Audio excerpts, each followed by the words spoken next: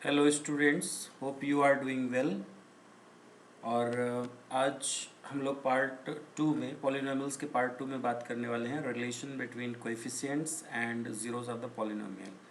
इससे पहले का जो लेक्चर है वो आप लोगों ने देख लिया होगा। इसमें ये हम डिस्कस करने वाले हैं coefficients and zeros of the polynomial. तो इसमें सबसे पहले हम बात करेंगे कि कोई भी अगर हमारे पास लीनियर पॉलिनोमियल है, ठीक है, तो लीनियर पॉलिनोमियल में जो रूट्स होते हैं या लीनियर पॉलिनोमियल का फॉर्मेट क्या रहेगा, हमें पता है कि वो A x plus B type का रहेगा। P x is equal to, ठीक है, ए एक्स प्लस बी। इसमें A not equal to zero रहेगा। तो ज़ीरो ऑफ द पॉलिनोमियल अगर हम इसमें देखें तो वो क्या आएगा, ज़ीरो ऑफ द पॉलिनोमियल का मतलब हो गया कि हमें पी एक्स को ज़ीरो बनाना है, मतलब ए एक्स प्लस बी को ज़ीरो बनाना है। तो वहाँ से हमें एक्स की वैल्यू मिलेगी माइनस बी अपॉन ए, ठीक है। तो ये zero of the polynomial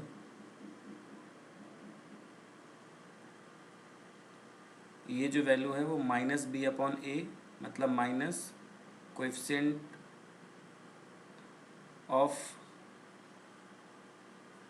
constant, या कह सकते हो x raise to zero divided by coefficient of x raise to one, मतलब minus constant divided by coefficient of x raise to one या एक्स, ठीक है। तो constant term divided by coefficient of x, ये जो इसमें ज़ीरो ऑफ द पॉलिनोमियल है वो इसमें ये रिलेशन रहेगा अगर लीनियर पॉलिनोमियल है।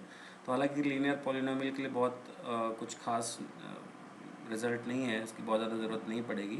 सबसे ज़्यादा ज़रूरत पड़ती है क्वाड्रेटिक के लिए, ठीक है, क्वाड्रेटिक और उसके बाद जो क्यूबिक आएगा। तो अगर हमारे पास क्वाड्रेटिक पॉलिनोमियल है तब क्या होगा, क्वाड्रेटिक पॉलिनोमियल अगर मान लेते हैं कि p x is equal to suppose a x square plus b x plus c and a not equal to zero, यहाँ पर हमें दिया हुआ है। And let alpha comma beta be two zeros of p x, then क्या मिलेगा condition हमें कि a x square plus b x plus c equal to zero, इसके दो रूट्स हैं अल्फ़ा और बीटा, ठीक है। मतलब हम ए से डिवाइड कर सकते हैं because A not equal to zero. तो ए से डिवाइड कर लेंगे तो x square plus B by A x plus C by A is equal to zero, इसके रूट्स अल्फ़ा और बीटा रहेंगे। तो अगर इसके रूट्स अल्फ़ा बीटा हैं तो फिर इसका मतलब ये हुआ कि X minus alpha and X minus beta be two factors, ठीक है। अगर इसके रूट्स हैं अल्फ़ा बीटा तो ये फैक्टर्स होंगे, यानी कि X square plus B by A x plus C by A can be written as X minus alpha x minus beta equal to zero. तो जीरो को फ़िलहाल तो अभी छोड़ देते हैं, हम सिर्फ क्या करते हैं, इस पर फोकस करते हैं। इस वाले टर्म को हम आगे मल्टीप्लाई कराएंगे तो x square minus alpha x minus beta x plus alpha beta, तो ये बन जाएगा x square minus alpha plus beta times x plus alpha beta, ठीक है। और इधर है x square plus B by A x plus C by a. अब हम कंपैरिजन कराएंगे। On comparison we get that minus times alpha plus beta is equal to b by a, मतलब हमें अल्फ़ा प्लस बीटा की value मिल जाएगी minus का B upon a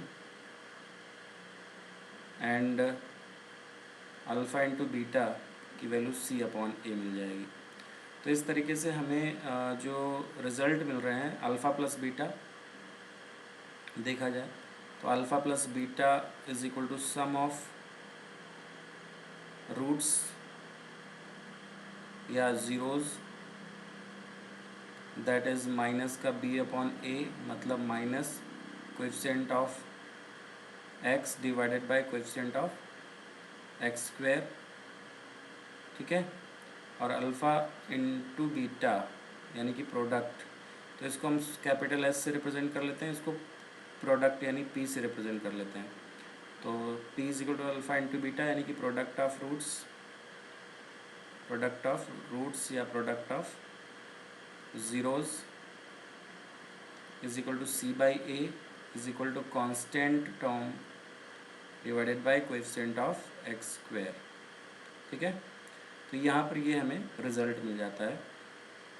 तो अल्टीमेटली एक बार यहाँ पे फिर से मैं लिख देता हूँ, alpha plus beta is equal to minus B upon A, alpha into beta is equal to C upon a.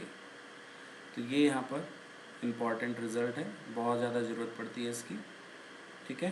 तो इसको अच्छे से समझ लेना।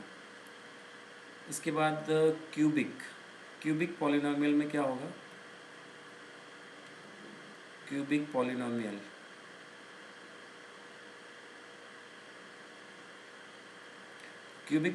के लिए कंडीशन क्या रहेगी, यहाँ पर सपोज़ हमारे पास पी एक्स दिया हुआ है ए x cube plus b x square plus c x plus d, ठीक है, और ए नॉट इक्वल टू 0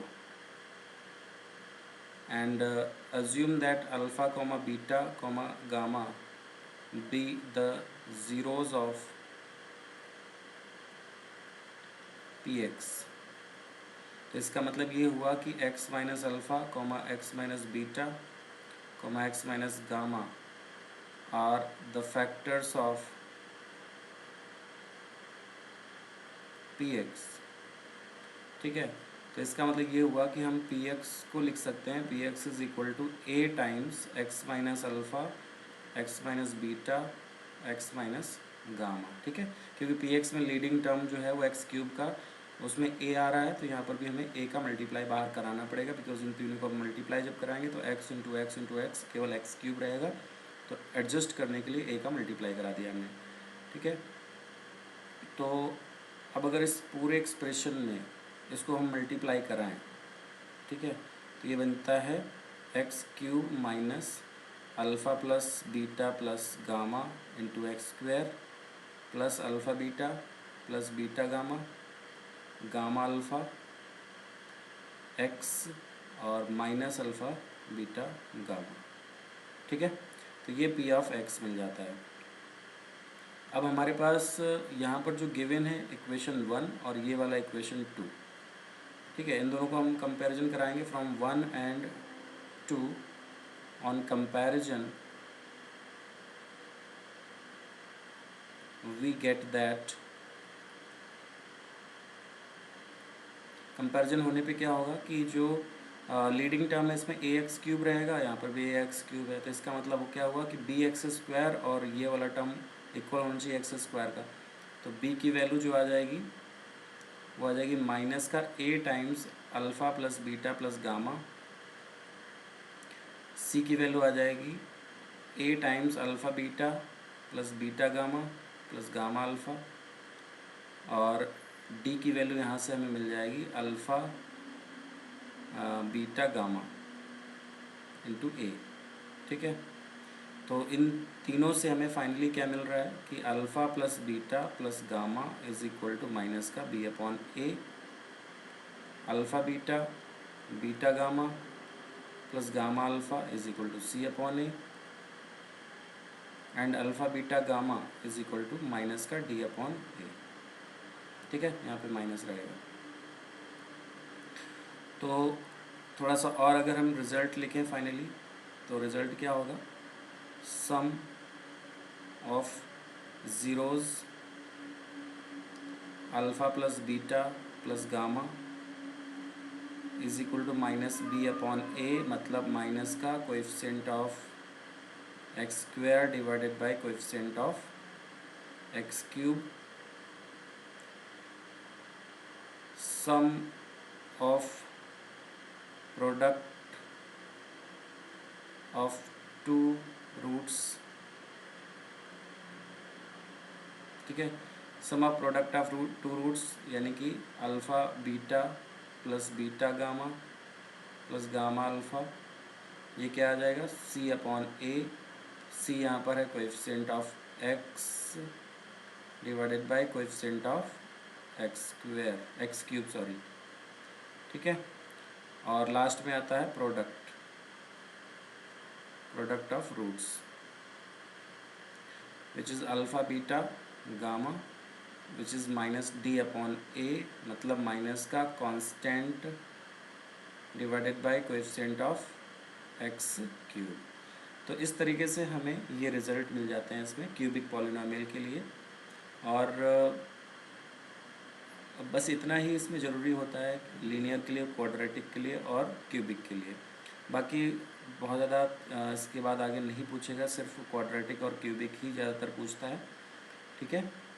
और अगर कहीं भी आगे पूछता भी है तो इसी तरीके से हम उसको एक्सटेंड कर सकते हैं प्रॉपर्टी को। इन जनरल प्रॉपर्टी भी होती है। तो ये सारे रिजल्ट्स जो हमने अभी यहाँ पर देखे वो रूट्स के बीच में यानी कि ज़ीरोज़ के बीच में और जो एक्सप्रेशन में कोएफिशिएंट्स हैं उनके बीच में एक रिलेशन होता है, वो ये यहाँ पर हमने ये रिलेशन देखा, ठीक है। अब यहाँ पर जो हमारे पास जो बुक है, इस बुक में भी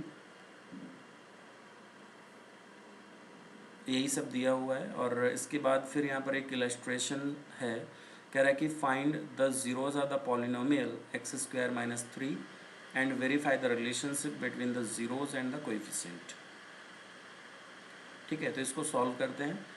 पॉलिनोमियल दिया हुआ है एक्स स्क्वायर माइनस 3 और हम पहले इसके रूट्स निकालेंगे और इसके रिलेशंस हम वेरीफाई करेंगे क्वाड्रेटिक के लिए, ठीक है। तो यहाँ पर हमारे पास एग्जाम्पल 1 क्या कह रहा है कि हमारे पास जो पॉलिनोमियल दिया हुआ है वो हमें है दिया हुआ है एक्स स्क्वायर माइनस 3। तो जब हम ज़ीरोज़ की बात करेंगे, ज़ीरोज़ के लिए क्या होगा, पी एक्स को हमें ज़ीरो करना पड़ेगा, मतलब X square minus 3 equal to 0, मतलब यहाँ से हमें एक्स की वैल्यू मिलेगी प्लस माइनस अंडर रूट 3। तो अल्फ़ा हो गया प्लस का रूट 3 और बीटा हो गया माइनस का रूट 3। तो सम हम चेक करते हैं, अल्फ़ा प्लस बीटा जो कि आएगा root 3 plus minus under root 3 0 हो जाएगा। और प्रोडक्ट देखते हैं, अल्फ़ा इंटू बीटा, तो प्रोडक्ट आएगा रूट 3 इंटू माइनस रूट 3, तो माइनस का 3 आएगा, ठीक है। अब हमारे पास जो कोई एक एक्सप्रेशन दिया हुआ है x square minus 3 equal to 0 में, इसमें ए की वैल्यू तो 1 हो गई, बी की वैल्यू 0 हो गई, सी की वैल्यू माइनस का 3 हो गई, ठीक है।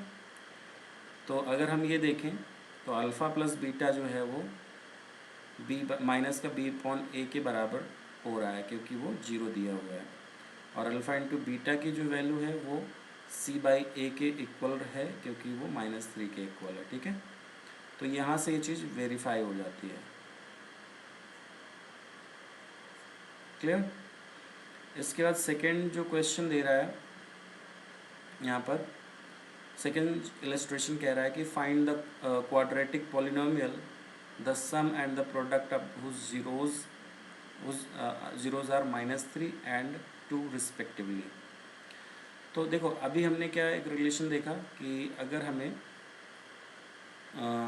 इक्वेशन पता है तो उसके रूट्स हम निकाल सकते हैं, लेकिन अगर हमें रूट्स पता हों तो हम इक्वेशन कैसे बनाएंगे वो देख लेते हैं, ठीक है।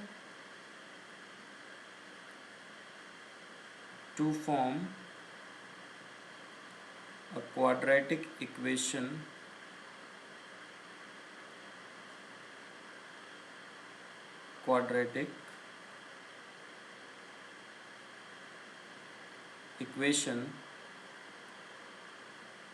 whose roots are given, ठीक है। तो यहाँ पर मान लो हमारे पास let the roots be, let the zeros be alpha and beta. तो इसका मतलब ये हुआ कि पी ऑफ अल्फ़ा 0 होगा और पी ऑफ बीटा भी यहाँ पर 0 होगा। तो इसका मतलब ये हुआ कि x minus alpha and x minus beta are the factors of px। तो इसका मतलब ये हुआ कि हम px को लिख सकते हैं something lambda times x minus alpha और x minus beta.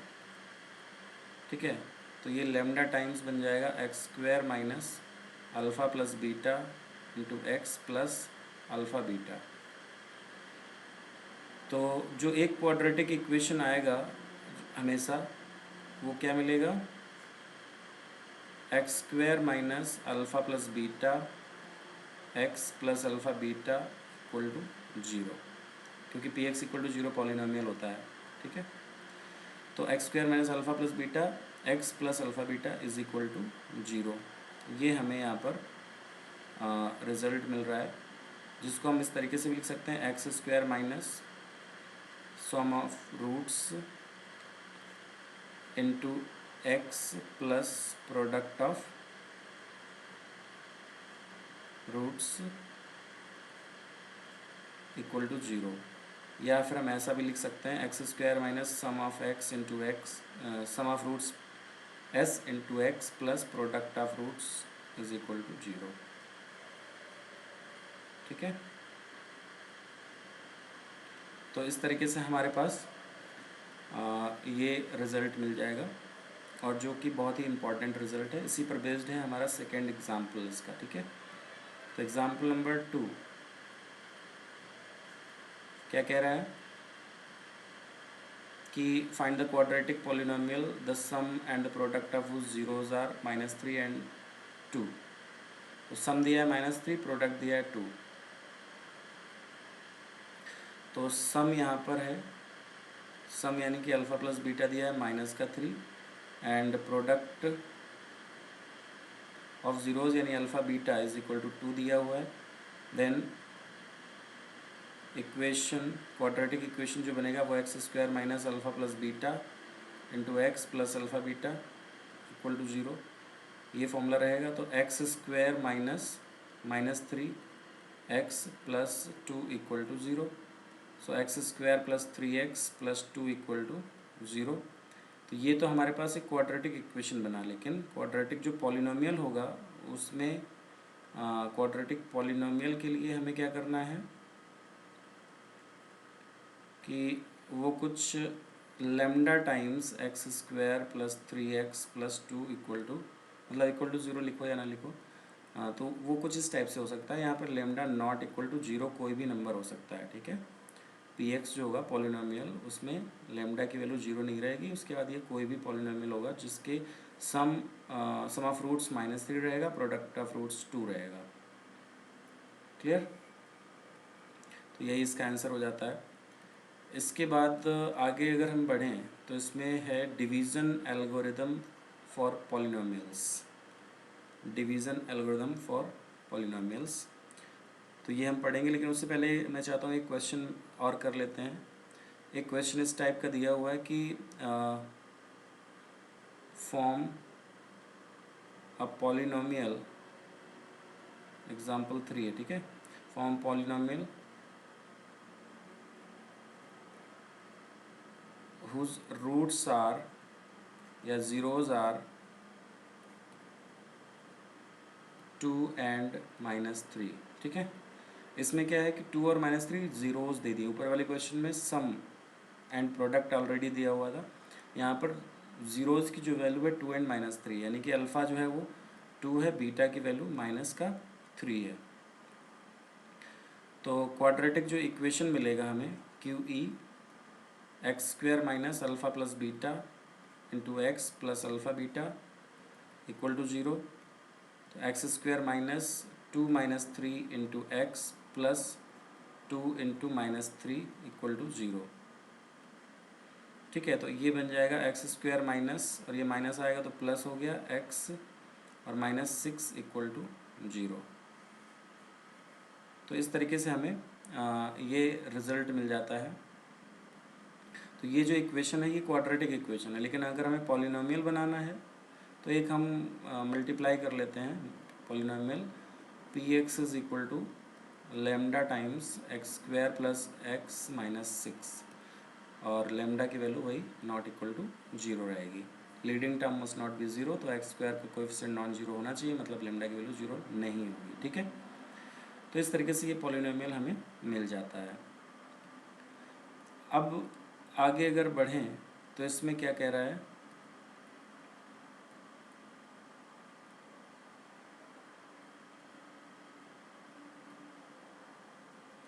Division algorithm for polynomials. तो डिवीजन एल्गोरिथम फॉर पॉलिनोमियल्स यानी कि यूक्लिड्स डिवीजन एल्गोरिथम, ये बहुत ही इम्पॉर्टेंट प्रॉपर्टी है पूरे, मतलब ये मान लो पॉलिनोमियल्स के लिए या आगे बहुत सी जगह पर इसका यूज़ होने वाला है, तो इसको बहुत अच्छे से समझ लेना। इसमें क्या कह रहा है डिवीजन एल्गोरिथम फॉर पॉलिनोमियल्स में, for polynomials division algorithm is similar to Euclid's division algorithm which can be stated as follows: if px and gx are any two polynomials with gx not equal to 0, then we can find polynomials rx and qx such that px equal to gx times qx plus rx, where rx equal to 0 or degree of rx is less than degree of gx।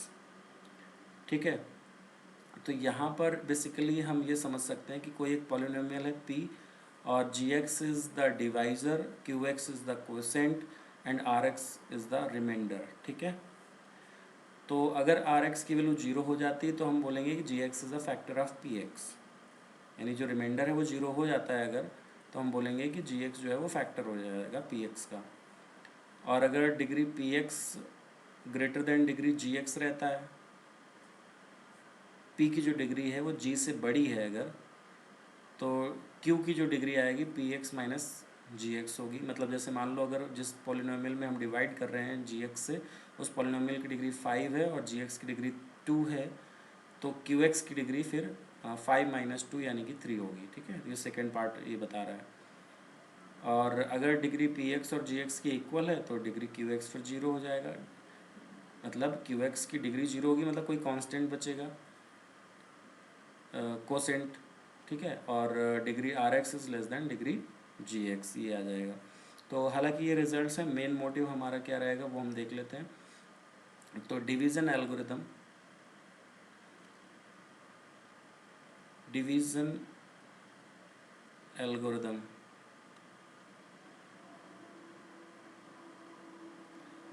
Division algorithm में क्या होगा, मान लो P x जो है एक polynomial है, given polynomial. ठीक है, जी एक्स ये नॉट इक्वल टू 0 रहेगा, इज़ अ डिवाइज़र, और degree of g x is always less than or equal to degree of px।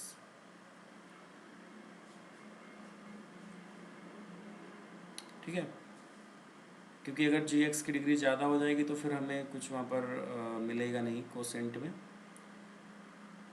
और तब हम ये बोलेंगे कि then there exist a polynomial qx and rx such that px is equal to gx into qx plus rx। ठीक है, तो इसका मतलब समझ रहे हो, इसका मतलब ये हुआ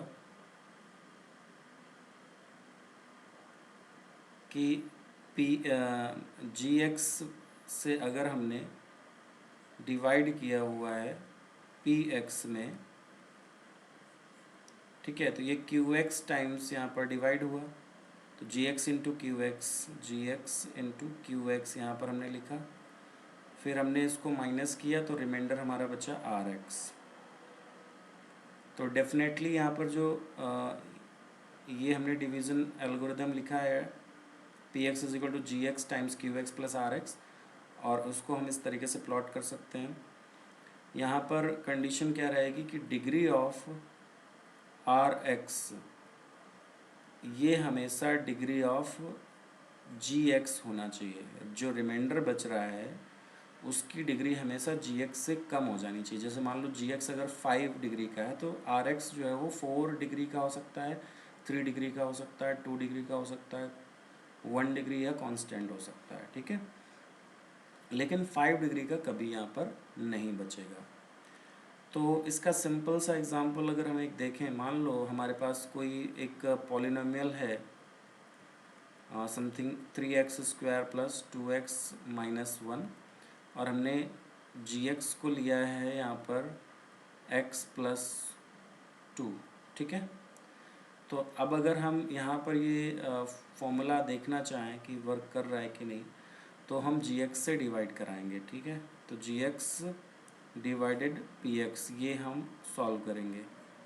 मतलब x प्लस 2 से हम डिवाइड करेंगे 3x² प्लस 2x माइनस 1 में। तो इसका डिवीज़न मतलब 3x² है तो यहाँ पे x है, तो x से पहले हम डिवाइड करके देखेंगे इसमें, तो 3x बचेगा, मतलब 3x यहाँ पर आना चाहिए। तो 3x का हम मल्टीप्लाई करा लेंगे इसमें, तो 3x² प्लस 6x, फिर माइनस करेंगे, इधर भी माइनस होगा तो माइनस का 4x आ गया, माइनस 1 ये इधर लिख लेंगे। इसके बाद -4, तो -4 का यहाँ पे मल्टीप्लाई होगा और माइनस का 4x माइनस का 8 आ जाएगा, प्लस साइन चेंज कर देंगे क्योंकि हमें माइनस करना होता है, तो ये आ जाएगा 7, ठीक है। तो ये हमारा आर एक्स हो गया और ये जो वैल्यू लिखी हुई है दिस इज़ क्यू एक्स,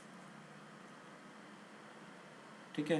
तो यहाँ पर हमारे पास हम देख रहे हैं कि जो क्यू एक्स आ रहा है, क्यू एक्स की वैल्यू आ रही है 3x माइनस 4, आर एक्स की वैल्यू आ रही है 7 which is obviously less than degree of this term g x, क्योंकि जी एक्स की डिग्री है 1, आर एक्स की डिग्री 0, कांस्टेंट हो गया। और q x into g x plus अगर आर एक्स करते हैं तो देखते हैं क्या आता है। क्यू एक्स हमारे पास है 3x माइनस 4, जी एक्स है x प्लस 2 और प्लस 7। इसको सॉल्व कर लेते हैं तो 3x² minus 4x plus 6x और -8 प्लस 7, तो ये बन जाता है 3x² plus 2x plus -1 which is equal to px, ठीक है। तो ये वेरीफाई भी हो गया, जो हमने लिखा है वो सही लिखा है। मतलब हमारा जो कंक्लूज़न यहाँ पर निकला है px qx rx और gx के बीच में जो रिलेशन है ये यहाँ पर px के इक्वल रहेगा, यानी कि ये ट्रू प्रूव हो गया, ठीक है। तो ये जो है डिवीज़न एल्गोरिदम है।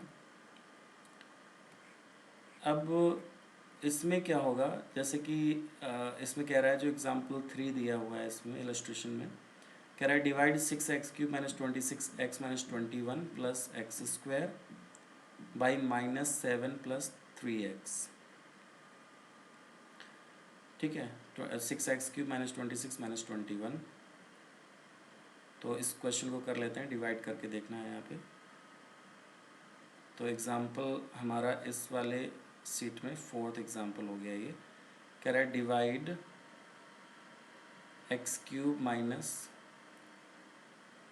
6x³ माइनस 26x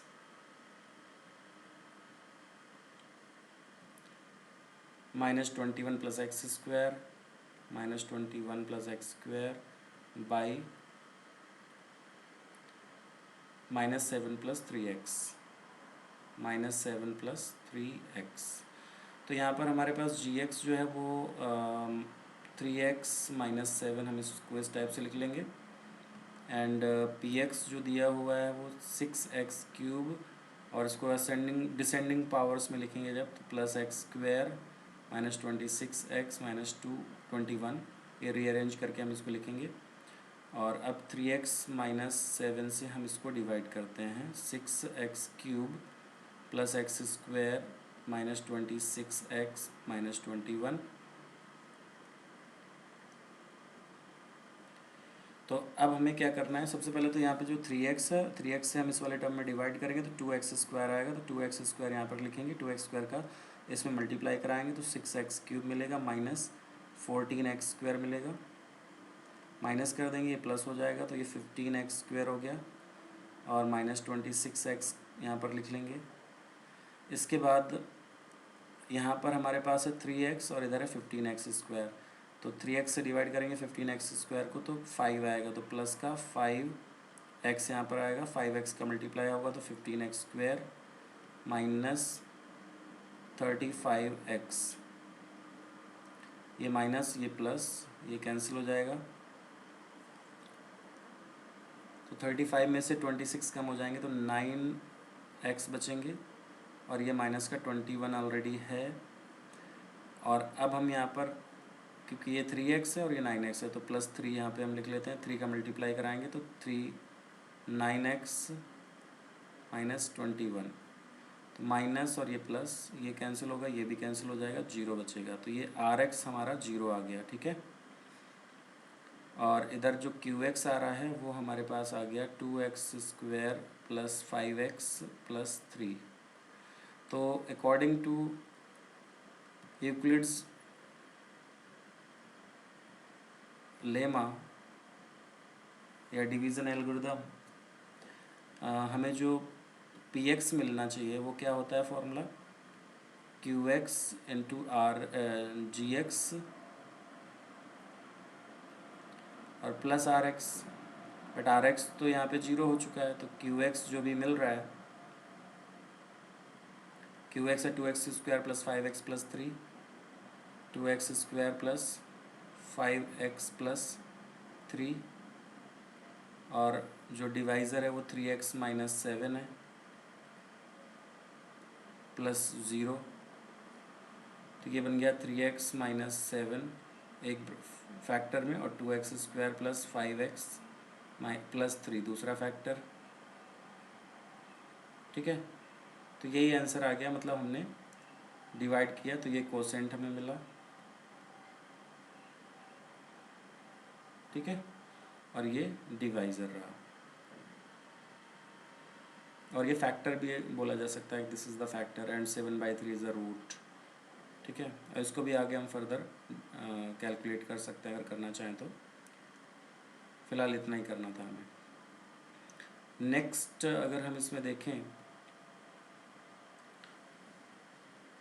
कह रहा है कि if divisor is x² plus 1 minus x and dividend is this then find the remainder. तो इसमें रिमाइंडर देखो इसमें कैसे किया गया है, डिविडेंड ये है, डिवाइज़र ये है और फिर इससे इसको डिवाइड किया गया है। फाइनली हमें 8 जो आंसर मिल रहा है वो इसका रिमाइंडर हो जाता है, ठीक है। ऐसे ही एग्जाम्पल नंबर 5 किया गया है, इसमें -x² प्लस 2 डिवाइज़र है और ये पॉलिनोमियल है, इसमें इसको डिवाइड किया गया है तो -5x प्लस 10 इसका रिमाइंडर आएगा।